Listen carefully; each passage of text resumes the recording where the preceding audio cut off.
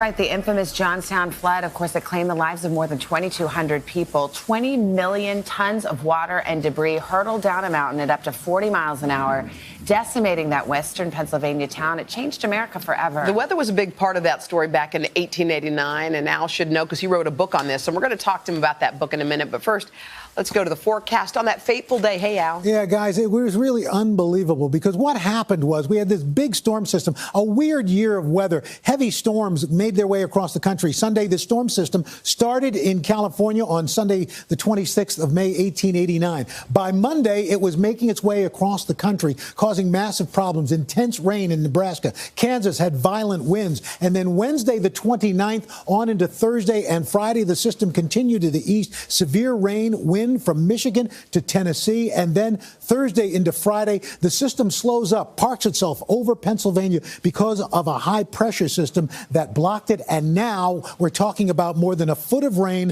falling on this western Pennsylvania area after melting snows. It was a torrential downpour that caused the massive failure of a dam, and the rest is history. And we know it captivated you because you wrote a book about it. It's called Ruthless: The Heroes and Villains of the Johnstown Flood, America's Astonishing Gilded Age Disaster. Congratulations on writing the book. I really don't know how you do it. You're like the Energizer Bunny. But what was it about this that caught your attention and made you want to delve into it? Well, I'd always heard about the Johnstown flood. More people died in that flood than any time since in America's history.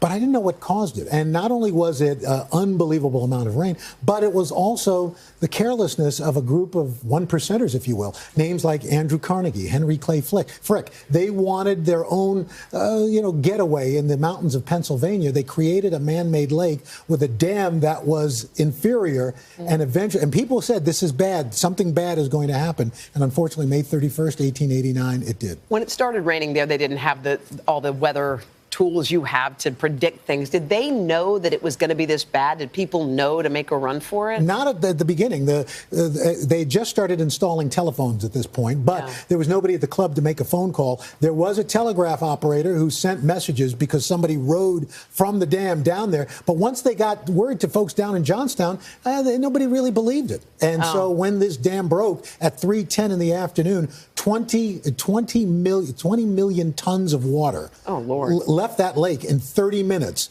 And within an hour made its way down, destroying the towns. You look at the big story, but you also focus on some individual stories. And there's a 6-year-old survivor who had an epic tale. Yeah, Gertrude Quinn got separated from her parents and ended up riding along this river of debris and flame and fire by herself on a mattress. Wow. And she happens, there's a guy who's an iron worker who sees her. He's been riding on a roof. Somebody says, throw us the baby. He jumps into the flaming water, grabs the baby, tosses him to these other people as he continues on downriver. And they both survive. Boy, you wonder how anyone survived when you look at some of these images. But the book is really fascinating. I hadn't even heard of this. I mean, it wasn't like one of those weather events that I think your average person has heard of. And what's happened, Clara Barton, who had just started the Red Cross, came into prominence because of this. They changed liability laws because of this. Wow. It really was a watershed moment in American history. Al, thank you again. Your book is called Ruthless. For more on it, head to today.com/shop.